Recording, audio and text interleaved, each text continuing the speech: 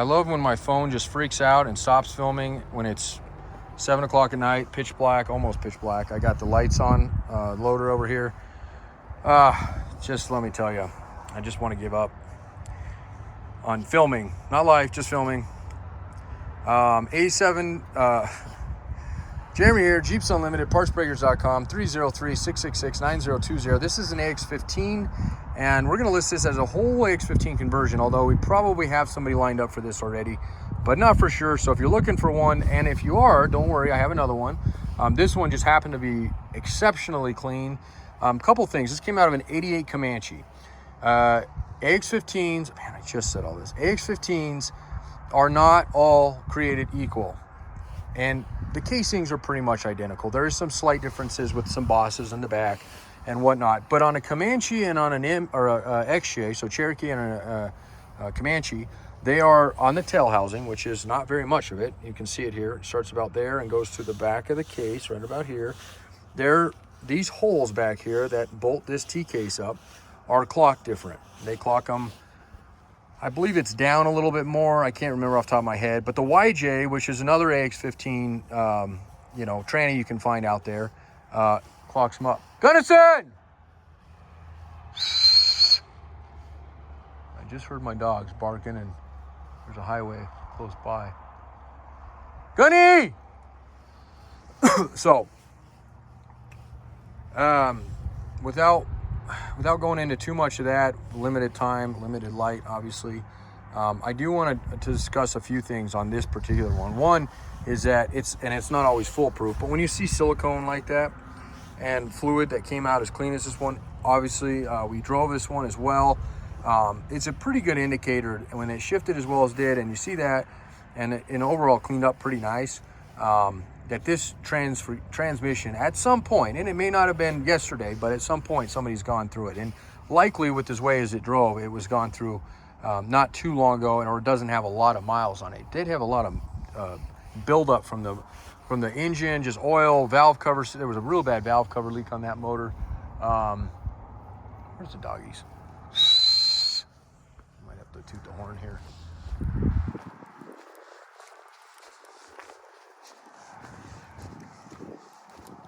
Might have went up to the house, but I don't want a chance that I lost the pup. Oh, come on. Oh, there. And of course my horn doesn't work anyway. You can hear it kind of clicking. Anyway, nonsense that you guys probably don't care or need to know. There's the dogs, and they got blood on their face, so they've got some animal. I can see it on your snout, and you smell like death. So anyway, all right, so man, I just totally reset that video when I had to restart, so I really apologize for the ramblings, but I am not going to be around tomorrow. I want to get this done. So we got the tail housing covered. That's different. Yes, you can make one work. You can even drill it out. If you have we actually use a template to do it with a drill press. It is easier to do. Because if you get it wrong, there's no tolerance, right? I mean, your bolt hole is going to line up or it's not going to line up. It ain't line up, you're not going to like move the thing around and make it, fall into place. It ain't going to work. So those holes have to be they have to be spot on. Just let's put it that way, okay? So if you have a Cherokee or a Comanche and you need a AX15 or a conversion, this is your tranny, or I have another. If you don't need the conversion, I'll get you a different one, because there's another one we have over here that we popped out a couple days ago. So, all right, what else? AX15s, and let's go into the shifter. The shifter assembly for an AX15, the base of it is the same for all AX15s, but we call it the cane or the shifter assembly. Basically, this comes apart, is specific to XJs and Comanches. They're not as high as a YJ, and the TJs had a shorter one like this, but they're not bent like this one is. So if you need a shifter assembly and you're not doing a conversion, then definitely give us what you're working on, and we'll get you the right one there. The bracketry you see on the side of this one is definitely XJ, not and MJ. It's not YJ compatible, not at least this one. Some of this stuff you might be able to use. This one definitely will interchange on a TJ, but not on a YJ. So a couple things different there. U-joints and yokes on them are going to differentiate a little bit, not by a lot, and there's some workarounds those. I wouldn't be bothered on that. I'm showing you a T-case, and you're probably wondering why, because this was supposed to be about an AX15, and I'm going to tell you in a second. This is an earlier transfer case. Got the vacuum pickup, so if your Jeep, for whatever year it is, and if it's an XJ or MJ, it's probably about 92, 93, you stop seeing these. They went away from that, but YJs, they did that up to 95.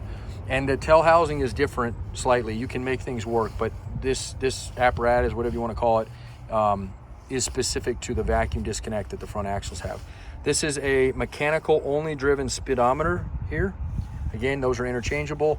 The real funky ones are the electric pickup with mechanical as like an assist, or vice versa. And then of course later ones went to electric only. The spline back here for a Jeep anyway is the same. That goes into your, this is called a slip yoke. Anybody that keeps hearing slip yoke eliminator, that's essentially eliminating this slip. The drive shaft slips in and out. That eliminates that. And in lifted Jeep settings, when angles become an issue, that becomes your best friend. So that's definitely, this is a factory one. This has not been done. This is sitting as a slip yoke still. And I do pull those occasionally. I don't think I have any at the moment, but those do come out occasionally. Usually out of the TJs, later ones, but you can interchange those, okay? So this, as it sits right here, if you were doing a Peugeot BA-10, which is the 87, 89, and we're gonna just say this is gonna be the XJ Comanche one. I do have a YJ one. This is the exact setup you would want. You'd want all these pieces to make this, and plus the hardware, to make this just a real easy bolt-in swap. There's not much else to do that if you buy it in this form. I would highly recommend, for those of you who do not know this, I'm not going to go into too much detail because I already have a video on it, but make note of it, that if you're doing this swap, spend the extra money, whether you did it from us or you do it on your own, although they're getting a little hard to get, and we will put it together for you. Spend a little extra money and get rid of this internal slave trap, okay? A lot of reasons behind that, mainly because the aftermarket slave cylinders shit, essentially, that they make, don't work or don't last very long, and you're constantly getting down here and having to bleed them or replace them. And guys, right here, this is something I'm gonna show everybody, because I always talk about this and I rarely show it, and it's not usually installed. That's your slave setup in here that pushes on your pressure plate on your clutch. Slave cylinder. Sorry. This guy engages your pressure plate. Obviously, you don't need to go into all the mechanics or engineering of that. If that guy goes bad, or any of the lines that go to this go bad whatsoever, guess what you're doing? You got to drop the whole transmission in order to swap that out. So yes, it's a little bit of a cost up front, because there's a bearing retainer involved and a few other things, bell housing. But you will thank me later when you go, crap, my slave cylinder went out. And guess what? The pre-bled ones, the ones we sell, the way we sell it, it's all bolt on. There's 2 bolts here. You don't have to pull anything other than that. Pop it off, put it in, break the clips when you push the pedal. It's really that simple. It does take this conversion up a notch to where people don't like to spend it, but man, everybody ends up doing it later, and they're always like, I should have done it. Okay, so what else on this guy that's different that people always get confused on? There's a big one here, and it's always touted as, and I think it's because a lot of people don't understand, or they've done these and don't realize, if you have an 87 to 89 anything, 4.2 or 4.0, actually, let me take that back, 87 to 91, the back of your crank, and I don't have one to show you right now, is got a small hole in it. We call this an input shaft here, and I always call this the pencil tip, because it is, I mean, it's bigger than a pencil, obviously, but it's, there's a different reference here, let's just put it that way, okay? Outside my pinky. This is a real skinny tip. I don't remember the exact measurement on it right now. This makes that swap way, way easier if you're doing an early conversion. Yes, you can use a later one, and sometimes that's all we have to offer. But in the case like this, we have this one to offer. I would use this one. It's way easier than monkeying around with a pilot bearing, trying to get it out. There's an inner one that's a pain in the ass. Replacement, obviously you got to replace those, but it's just easier. And I had a guy call me from Canada this week. If you're watching this video, thank you. I know you appreciate it, But we went round and round and trying to explain to him why he couldn't shove this later one into his engine, and it was because he had the later one. It was a thicker. This is a lot thicker on the later ones. And again, it's not impossible. There's definitely workarounds. But if you're wanting an easy to do one, just goes right in, then this is the one you want. The last thing I'm going to tell you, or I'm going to, and this seems to some people maybe I'm being a little OCD here, but I can't tell you how many calls just this week alone I've had asked me, and it's okay. That's what we're here for. An AX15, okay, or let me rephrase that. An AX5, which is behind the 4 cylinders, we call it the little brother. It's an ACE same transmission but smaller. It's a 5-speed. It's got a 21 spline input on the T-case.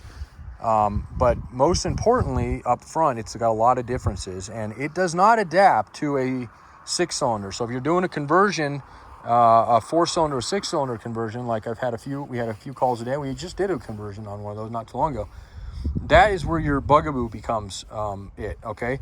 And essentially on a 2.5, they have we call it a flat top here, bell housing. It does not work behind a 6-cylinder.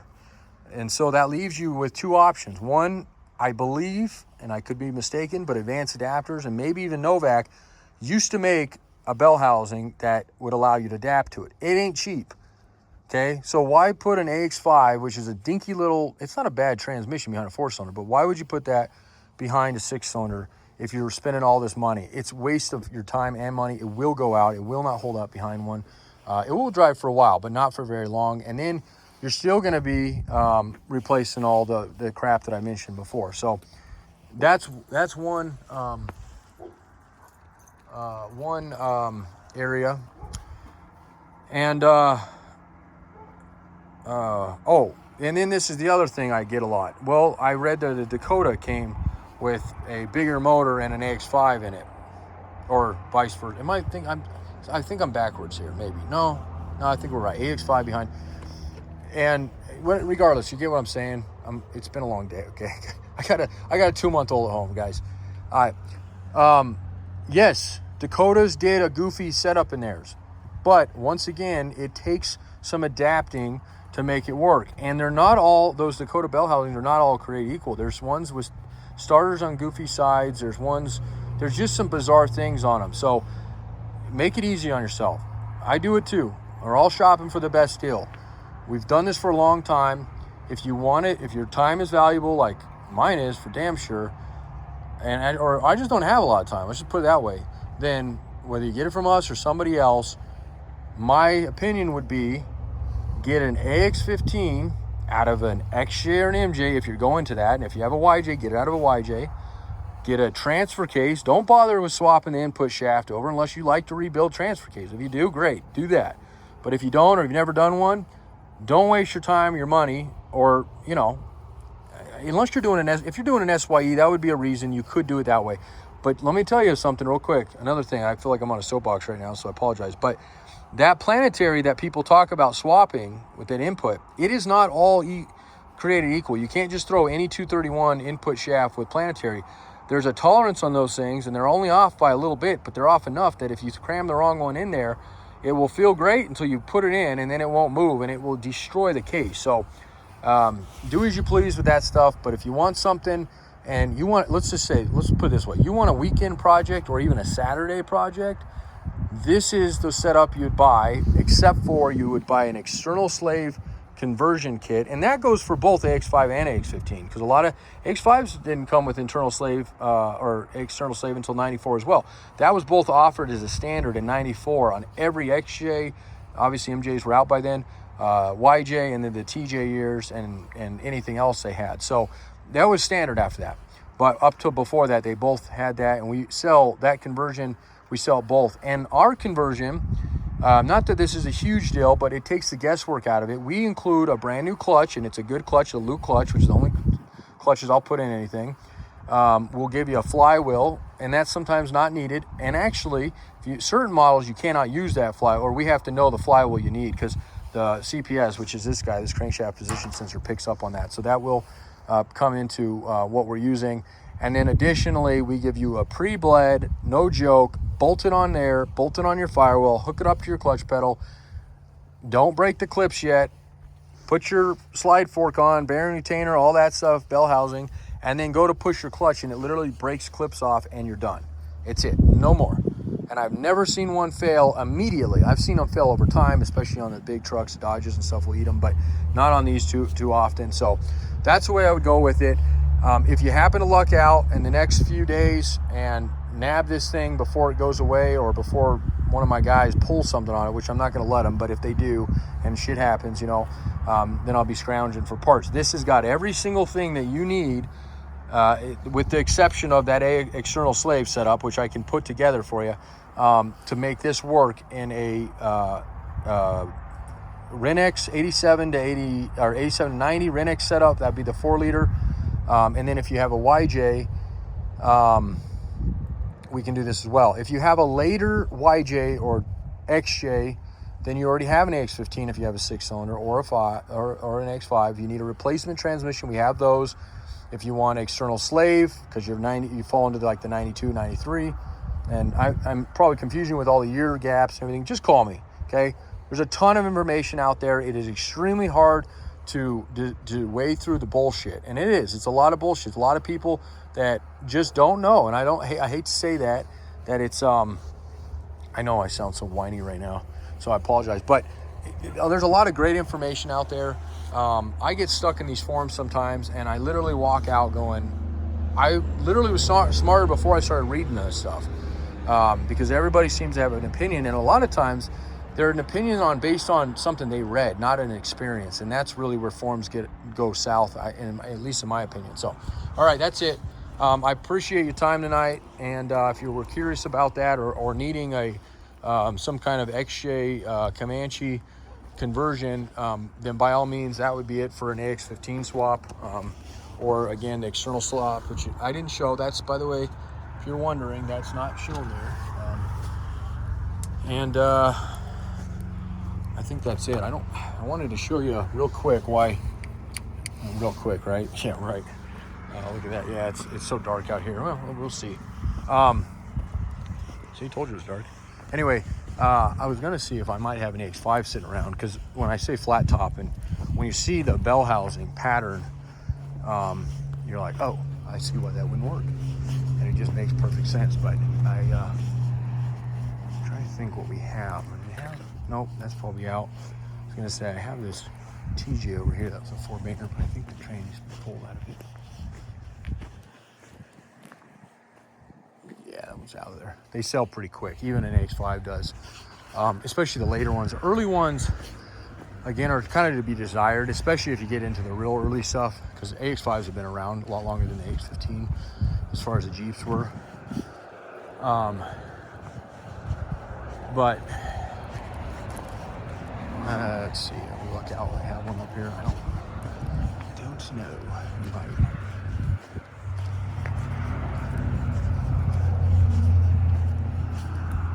Well, there is an AX5 up here. I see it, but the bell housing is off. So, and this is another way. If the bell housing is missing, this is another way you can kind of tell them apart. There happens to be an AX15. That's a YJ AX15 right there. Actually, it's TJ AX15 right there. There's your studs I was telling you about. So that's actually the exact bell housing we use in our conversion, along with, and check that out. Look how perfect this is. Okay, there's your, see how much thicker that guy is? Okay, and you got your slide forks, a few things in there, make that conversion, but also that input shaft mainly. And then look at the AX5 one. It's even more different. The spline, everything is different up there. The other way I tell on AX5s is an AX15 has kind of an oval, and it's real hard to see, but in here it's kind of an oval face. And AX5s have this kind of a cutout here. So, and then it's flat over here. So AX5, this bell housing won't even bolt to an AX5, first off. So that's one issue. So if you're thinking you can, well, can I bolt this to the AX? No, you can't. That doesn't work. And if you think this is that round, and an AX5 is flat. So the back of the motor does not. Oh man, I was hoping I had something up here I could show you, but it just this stuff sells so quickly.